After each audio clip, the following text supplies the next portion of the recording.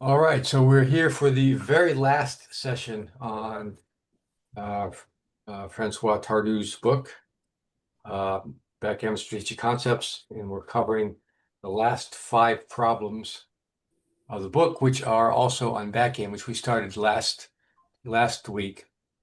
And as usual, some very interesting problems uh, uh, with, I guess, the usual type of explanations, which are sometimes not helpful at all. So here's a good one. This is one I certainly got wrong, and don't know if I would see it over the board. So what's the right? I know what my play is. Okay, what's your play, kid? 9 to 6, 7 to 5. It's 9 to 6. Okay, that's interesting. Uh, yeah, it's very tempting to do 13, 11, 13, 10 to clear the last point. But with I two don't, on the I bar, don't, we don't really need to worry I about don't, that. I don't really think that we can expect to outtime him at this point. So I think we just want to make sure he doesn't get our 2 point. Oh, I see. To get, yeah, the 3 point back game is guaranteed to get a hit, and um, uh, Black has timing. If you remember the timing guidelines, you can never have too much timing, but uh, the timing guide, these were developed by Michi from Zero the book. So the 1-3 back game, you need a minimum of 60. Um, and there was no one does a 1-2-3 back game because no one knows that. But the 1-2 would be 90. So with 60 and we have 97, we're not too Well, the bad. fact that Black has two men on the bar is significant when Yeah, well, that's considering gonna yeah, timing considerations. yeah, that's certainly going to add to his timing because Well, he can't. He doesn't bust in by rolling double fives. yeah, well, not yeah, uh, not anytime soon. But I mean, he could come in and then roll double fives, Well, uh, yeah, but I but mean, I'm yeah, talking on the yeah. next roll. So yeah, so he's really got more than enough timing over time. But I will say the Kit's play is perfectly reasonable. It's not the correct play according to XG anyway. Uh, Uh, I the don't know the that I correct trust play it. is one of these bizarre things that um, I'll never get. Anyone want to take a guess? Now that I've hinted to you that it's a bizarre play. Leaving a blot on the 2 point in order to hoping you get hit and improve your timing. Yeah, I'm just that's making a wild that's guess. pretty good. So how do you do that? 7-2, 4-2? 7-2. Oh, 7-2. I'm Okay. sure it's wrong. It's just a wild guess. Yeah. Well, since I've given you a hint that it's a bizarre play, that is a bizarre play Wow. like this. Um, Now that's not the right play. Oh. It's close. Oh. I don't. I will show it to you because I can't. Oh, man, I was about to take a wild guess. Wow. Oh, did you? Well, you got to be That's quick with the guesses. We don't have all night. that's okay. Yes. Okay. Um, yeah. And so I don't think I'd have to be hard pressed to see this over the board. But the idea I can understand, and we should understand is that as we're talking about, Black has really enormous time because unless he comes in and rolls, big doubles right away, um, he's got plenty of time. He's not going to come in necessarily right away. Even if he does, he's got some checkers that move. And then when white breaks the board, he's going to have some spare somewhere that can come out. So to counteract that, you do the you know almost a capital sin of breaking your prime, breaking your 6 prime, and you're going to break it from the front so that Black can come in, hopefully hit you, and then bring both checkers in and still face a 5 prime that he can't get over. Um, And then the idea would be hopefully black comes in with a 2. And then he hits you, and then you remake your 6' from the 4. If not, you can remake your 6' from the back, or just go with the 5'. The 5' is not terrible either. But again, this is a very bizarre play. Oh, and the raise 7-2 is still a blunder, but it's the third best play and less of a blunder than most anything else. The typical play that you might see was you're coming down with 2 or moving 1 in or anything like that. Just the explanation of this, I like his explanations, although they're not necessarily helpful. It says, if you are confronted with an excellently timed back game, try a more creative play. Breaking the front of your prime into the game breaking the front of prime plays into your game plan, so it's certainly worth considering. So yeah, you can see the advantage. I would not know when it was right to do this or not. I guess we have so much timing that, or black has so much timing that, potentially so much timing that it would be worth it. But anyway, I doubt that I would get that right. But it is very, very interesting play. All Yeah, right. I just wouldn't want him to get the 2-point or even worse, or 4-point, and have it. And if he has a well-timed 1, 2, 3 or 1, 3, 4 or whatever game, that's worse for us than before. Yeah. I just don't see that. Yeah, I see the concept of but I just don't think it really applies here. Yeah. Well, yeah. This would be a difficult play to make. I'm not sure that I would ever make that play, but yeah, but you understand the concepts and just keep it in mind. All right, next one. Just out of curiosity, can you reset that position? The initial position. Take say black's spare on the 6-point and move it back to the 11-point. Just give black 5 more pips of timing and see if that changes anything. Yeah, no, I would That's it. that would be that's even more, I think, more of an argument to do something drastic to keep the timing back. Okay. Although That's not what it's about these then. All plays right. got a little bit better, but Yeah, okay. but now this one has popped up a little bit better, but still a blunder. Okay. Next one. 5-4. Now this one, I think I would get right, but it has its own challenges here. So anyone want to take a shot at this one? There are a couple of, well, let's try to identify the potential good plays here. I think there are 3 that are reasonable. Oh, you run a back checker, make the 9-point, or make the 4-point, I guess. Yeah. Run the back checker, 4 up, 5, and then 5 out. Make the 9 and the 8. Well, we Or think make the 4-point. weird played drop 2 blocks in our board, 8-4, 8-3. Oh, I see. Yeah. Okay. So that's,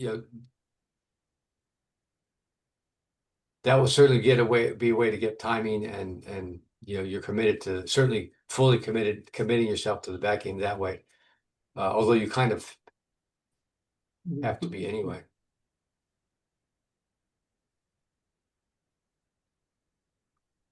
I think I'd just play 24, 15. Yeah, 24-15. So and why is that? This is the problem we have is those are all reasonable plays, but which is the best one and why is it the best one? And how do you tell from here?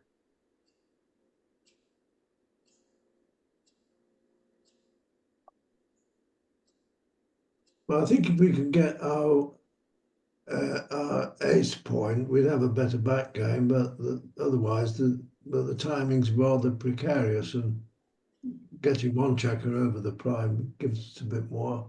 Yeah. Well, getting a checker over the primes, but let's talk about, let's say, what about making the 4-point? I mean, that's usually the right play. I Is mean, it? early on. And what's the problem with this strategy here? Well, it doesn't get its gammoned as much as some of the other plays. Yeah. Well, the checkers are getting too far forward. And you only have 7 in the zone, so you really don't have any wiggle room. Yeah, so that's a good point, and I think that probably is the best explanation for that. So, okay, we made a point and black's on the bar. That's good, but with 7 checkers in zone, how are we going to follow through? Yeah. With this? I mean, but we could get lucky and get like double ones or something and make the 3, the 6, 4, 5, 6, but and then maybe black comes in with an awkward roll and is forced to break his midpoint, or I don't know what would happen, but I would just run a back checker and just Mhm. just keep our out, make sure we don't wind up getting stuck. I agree. Actually, let me split it again. I'll admit there is something to be said for one of the kamikaze plays. No, Well, also, we have no boardage. I'm sorry, because if we have no boardage, so we need to try to build on something. No, I mean you might play 8-4, 8-3, Right. something along those lines, and hope Mhm. to make his ace point. Mhm. Yeah. I Okay, wouldn't so do it. I wouldn't do it, but it's something along those lines is possible. let's look at the kamikaze play. Here we go.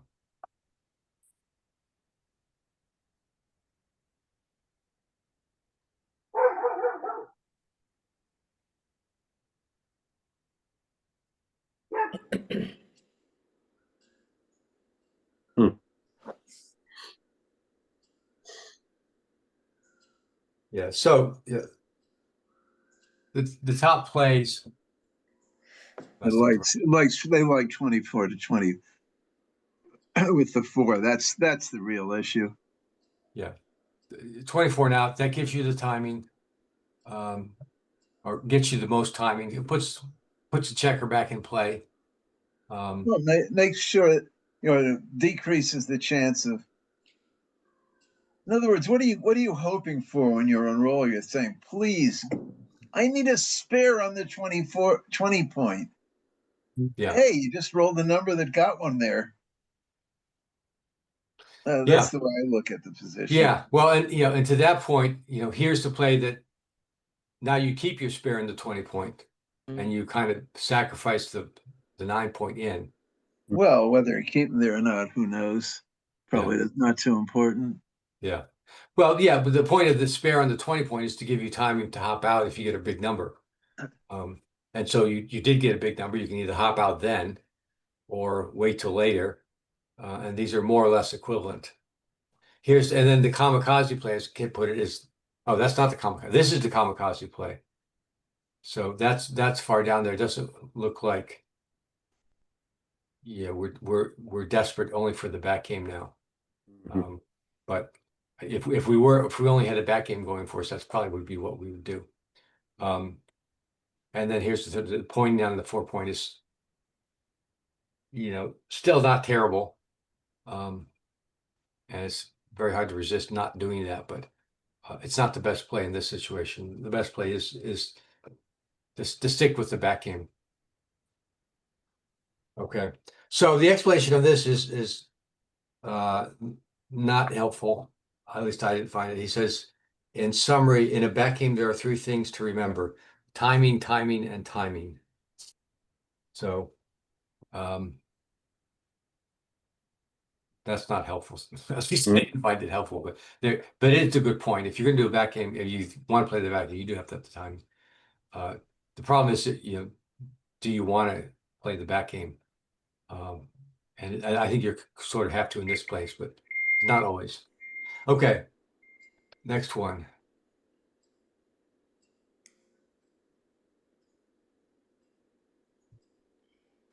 2-1 to play. Oh, isn't that cute?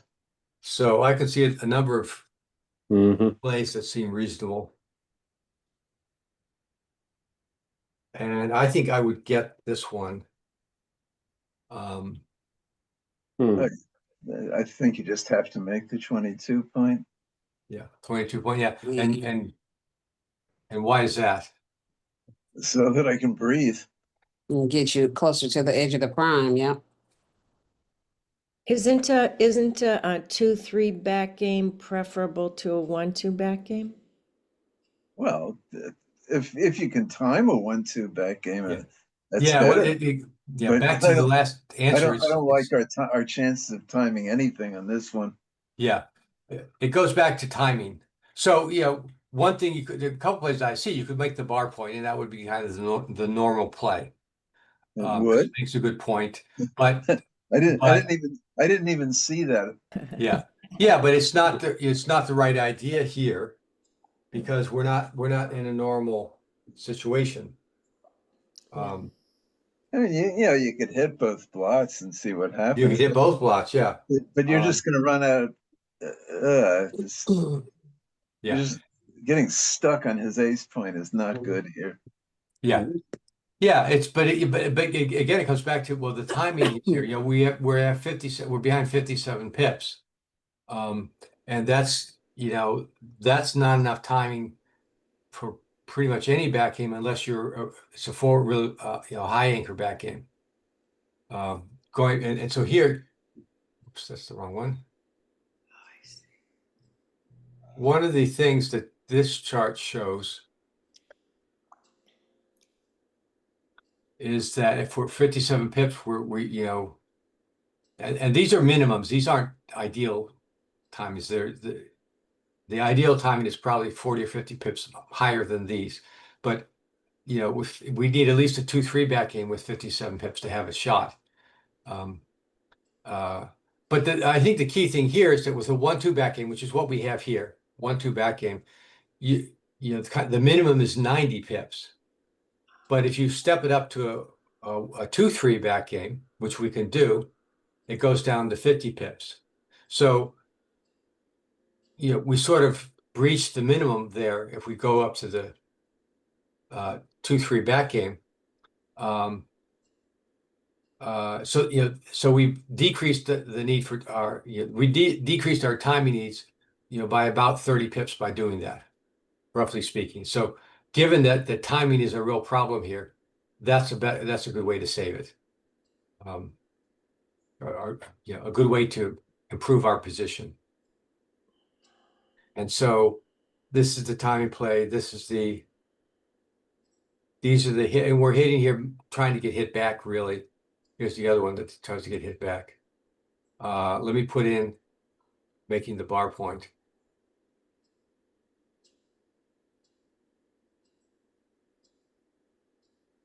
So making the bar point is wrong too, just because it makes the point that we leave no blots, and really when we're playing a back game that's under time, we kind of like to get hit to send us back and give us more time. All right, so here's the order. So this play is right by a fair bit,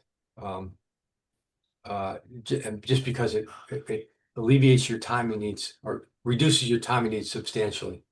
Then stepping up and hitting.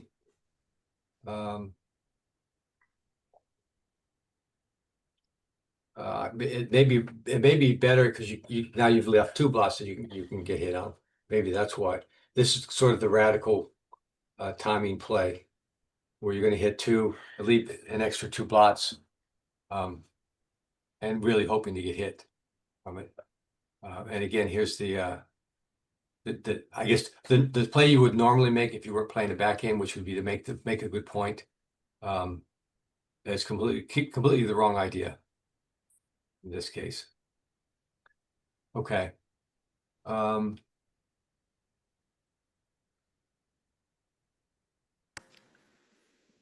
right, second last one. Oh, I didn't give the explanation for this one. Let me go back to the explanation for it. Mr. Tardieu says, stay sharp and look for opportunities to switch your anchors, especially if this will help maintain your timing or give you a better chance at a shot. Not sure this gives you a better chance at a shot, but it does improve your timing needs here. Okay. Next one.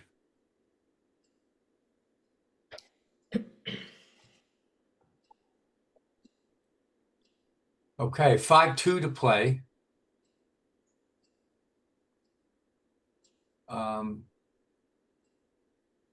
I would say the obvious plays to make are making the 3-point or coming out 23-16, which we saw in the last play, or a couple examples before. Or we could do some combination, maybe 8-3, 23-21. I wouldn't do it, or we could hit, but that seems daft. You could also hit, yes, good, 21-14. I wouldn't do that. Yeah, so why wouldn't you do that, Ray? It's tough to contain him. Well, you left Yeah, a hole. yeah. The problem with these hitting plays, okay, if you come out cancel and hit the him, backgammon, Yeah, you lose your anchor. yeah, you lose your anchor, and you still have, you still have 3 checkers behind.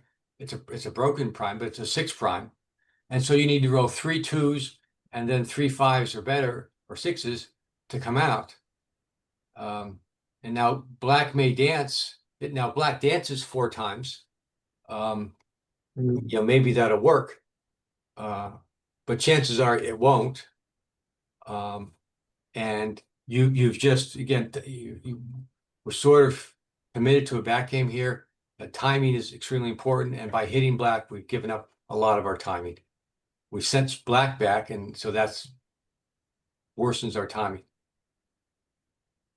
Well, this is kind of what Kit said of that last play. You're hoping for a number to get on an extra builder on the 21, and you got it. So Yeah, I think you got to use it and then keep going with it. yeah. So yeah, that's a good point, a good way to think of it. But so we step up to the 21. Now, how do we play the 5? It's probably better to pop out, but who knows? Yeah. Mhm. Well, if we pop out, we're going to harass black a little bit. Yeah. He may hit us. 8-3. Just sort of doesn't matter. Yeah. Right. If he hits, he hits. That might be good or bad. Who knows? Yeah. Well, if he hits us, at least we'll have more timing. Well, what about sliding sliding the 3 from the 8? Yeah. Well, yes, that's fine too. We can always come out later. Well, can we always Well, come out? That's the whole thing. well, that's, yeah. 5s and 6s don't grow on trees. No, in fact, black could make the 16 point. There are a couple numbers that do that, and he may over time make slide first. Yeah. So, yeah. So the answer here is to pop out. This is the kind of halfway. Let's look at all these.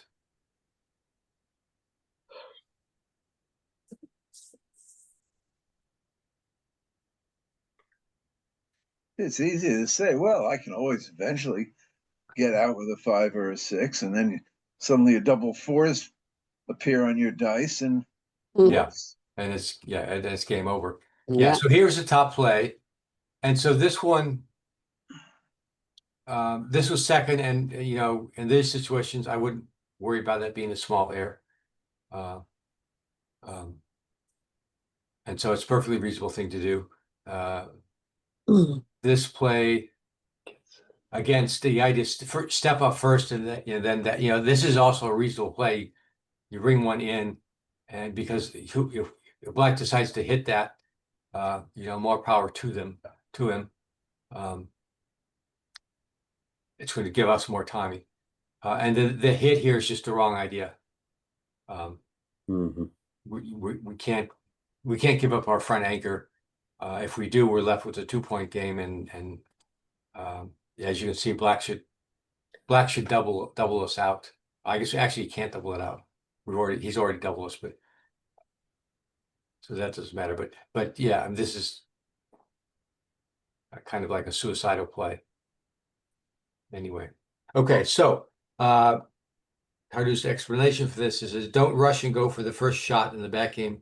Breaking one of your anchors is a big decision and is often irreversible. Yeah, so he's pointing at this one. It's tempting to take the shot when you get it, but in this type of back game, it's just wrong. The wrong strategy. All right, last position from the book. 4-3 to play.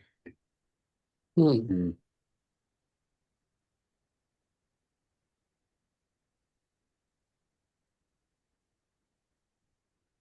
tempting to hit that 15, send them back. Oh, I would hit. Yeah, I mean, we don't have timing for a 1-3. Yeah, why not try to win the game? Yeah. The key is that his bar point's open so that we can win frontwards, maybe. Got that daylight. Oh, well. Yeah, that's a key. One thing that Who's this? that it would be nice to go into it. The book had gone into this because hitting actually in this case is the right play. These other plays That's passive. aren't terrible, but you've called me before, and I've told you I have no interest. So there's no point in your calling me again. okay. So, but the difference here, I think, and it doesn't really go into it, is that we do have, because we're not blocked here. These checkers aren't blocked. We can come out with a 6, which is as Kit was saying, 6s don't grow on trees, but they grow a lot more better than 2s and 5s, or 2s and 6s. So we don't need a 6. We can come out directly with a 6 here. So if that's the case, then we have a decent board here with and something of a prime, and we have some builders that we can work with. So in this case, coming out hitting is right. And they don't go into why this is right here and not in the other case, but I think it has to do with the fact that we're not blocked here, and then the front checkers can also come out with either 4s or 6s. And we're not timed for a back game anyway, so let's not. Yes, that's a good point. We're not timed for back game. This is 1-2. Going back to kind of the minimum chart, which again, these are kind of guidelines. Don't read the chart and say, well, this 1-3 says 60 pips and we're at 51. So yes, we're not timed, but even if it were 60, we wouldn't want to, that wouldn't mean that we're committed. We should commit ourselves to the back game. So, but yeah, that's also a very good point. We don't have the timing here for any except a really forward back game. And so we have a chance to get out of it. And so we should take that chance at this point. Okay, so the explanation here is backgame is a risky game plan, so you should be ready to abandon it when the opportunity presents itself. Shooting a blot may give you the tempo you need to change your strategy and get out of the backgame. Yeah, I think that's true, but it sort of misses, I think, or misses a lot of the other things that are going on here. I mean, you could have said that about the last game, but the last position, but that wouldn't have gotten you out of the back game. And you know, and the reason is the things that we've gone over, that first of all, the timing, the fact that this is not a straight, this is a broken prime rather than a straight prime. All those factor in. And aren't obviously, you have to kind of think about these things and know the timing. The timing is always key. Okay, so that is the end of Mr. Tardieu's book. Again, a compilation of very challenging problems, very challenging and interesting problems. Just to let you know, next time we're going to start Backgammon Boot Camp. Let me see if I get this on screen so everyone knows what it is, which is, oops. That Walter Trice's book? Well, I No, have yeah. that one. I Yeah. have that one too. Yeah. So it's a completely different book. It isn't filled with impossible problems with XG answers on it. In fact, it was written before XG. It was written, however, after certain bots were coming out. Such, I think he used Snowy mostly in this, something called Snowy. That was before my time, but it's a completely different approach. We're not going to show a lot of positions and then show the XG and do the explanation that way. It's a much different type of book. And it was actually originally conceived as a bunch of articles for, I guess, whatever magazine was around that time. And it's been edited and updated, and certain things were probably, well, certain things they didn't know, or with the, as the bots have gotten better, the answers have changed. So it's been edited for that. But anyway, it's a completely different book, completely different approach to learning. I think it'll be fun to do this. It'll certainly be different. And it covers quite a bit of backgammon. It's a really it's a really good book. One of the few books written, I guess, before XG that still holds. It had to be modified a bit, but the only other one that I know that still holds is the McGrill book.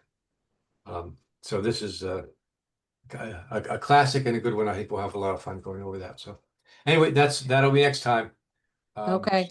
Well, thank you very much. It was Yes, great. thank you. Okay. Appreciate it. Thanks.